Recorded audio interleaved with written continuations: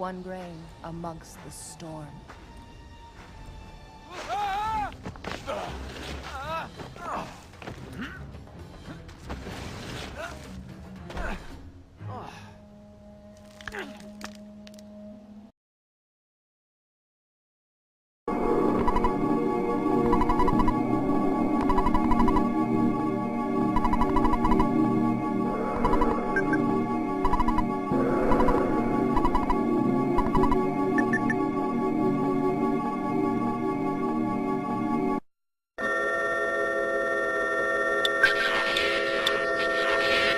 Hey guys, I'm the Autarch of Flame. And I am Ritz.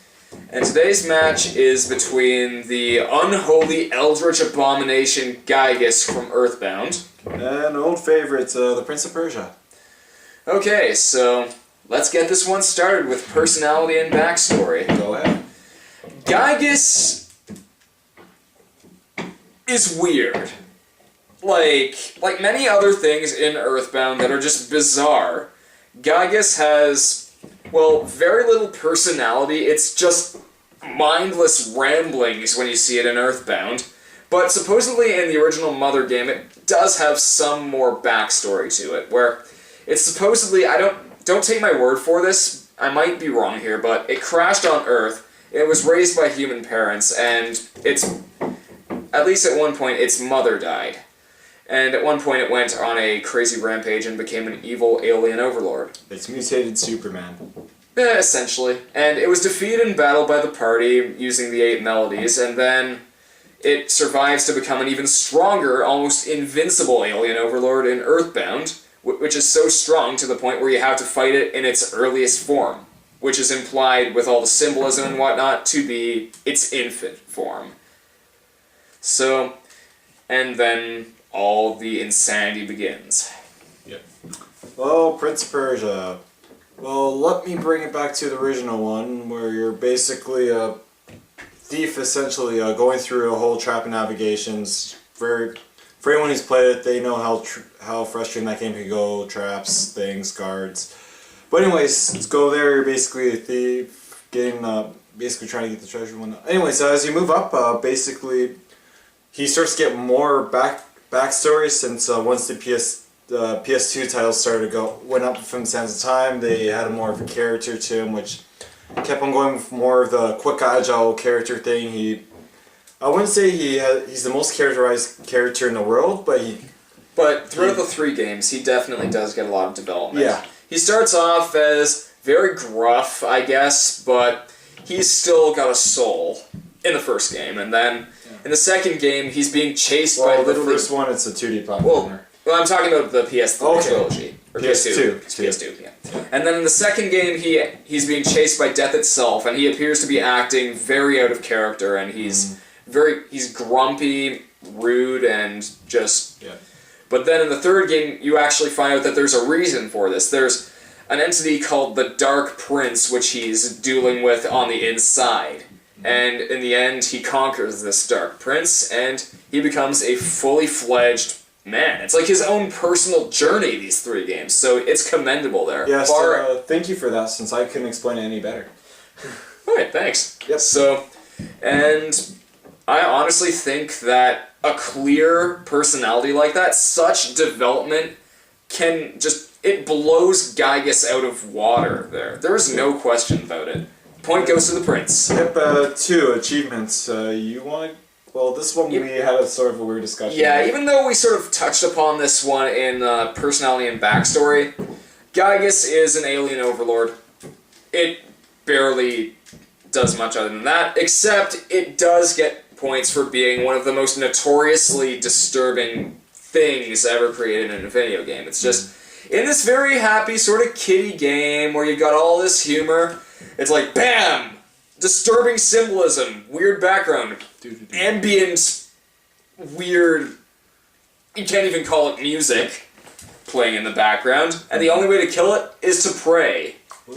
And all the while, it's like, my god, this thing. But that's not, but that's just its whole character, not it's not really an achievement. So I guess the only thing it's achieved is being an alien overlord. Whereas as I mentioned before, basically the whole thing from the normal one, you're basically this normal human guy, basically going through all these traps and whatnot. And in the PS2 all these games, systems, and as you described very well in the PS2 games. And in the PS2 games, he's an ordinary thief guy who manages to cheat time and death itself. Except he has a little more help with items and whatnot. Well, yeah, but with the sands of time, he basically... So much more than Giygas if you kind of compare status. He manages to save the girl and eventually cheat death in order to prevent, like, the timeline from getting reconstructed.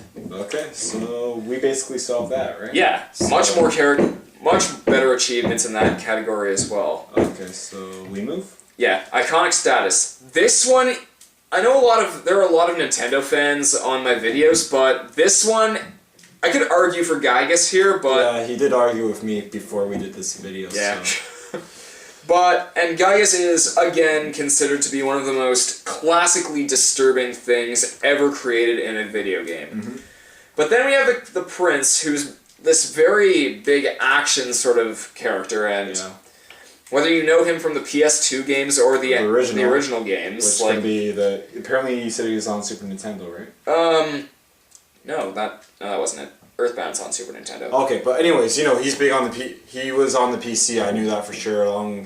It's got ported into multiple different systems later on, but so there's the PS2 system. Yeah. So there's a wide sort of range of different platforms that the Prince is on, and so that's already iconic in itself. But then we have Giygas, which, honestly, I never heard of Earthbound until I played Super Smash Bros. And I honestly think that it's gained most of its popularity because of that. I never heard of Ness before it. I never heard of Giygas before it. So, and to me, it just looks very That actually ordinary brings up another factor, actually. The fact that basically Prince of Persia had much more advertising to it than Earthbound ever did. Yeah.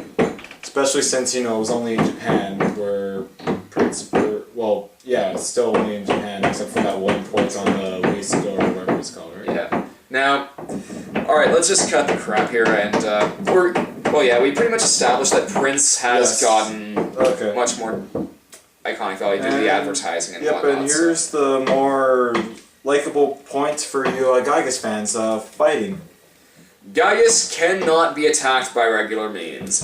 Unless you know to pray, rather, you're gonna die. It's gonna kill you with whatever the hell its attack is. It literally says you cannot comprehend Giygas' attack. I probably misphrased that, but still,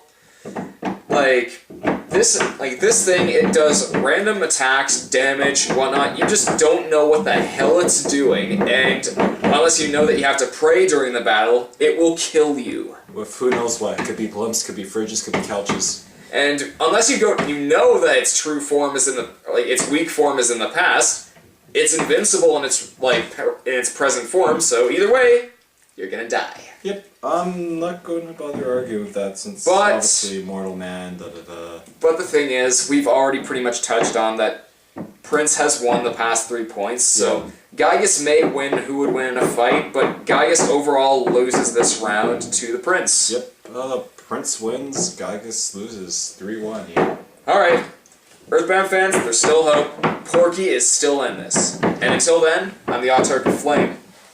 And here's Renz, hoping Capcom will win that fight he mentioned.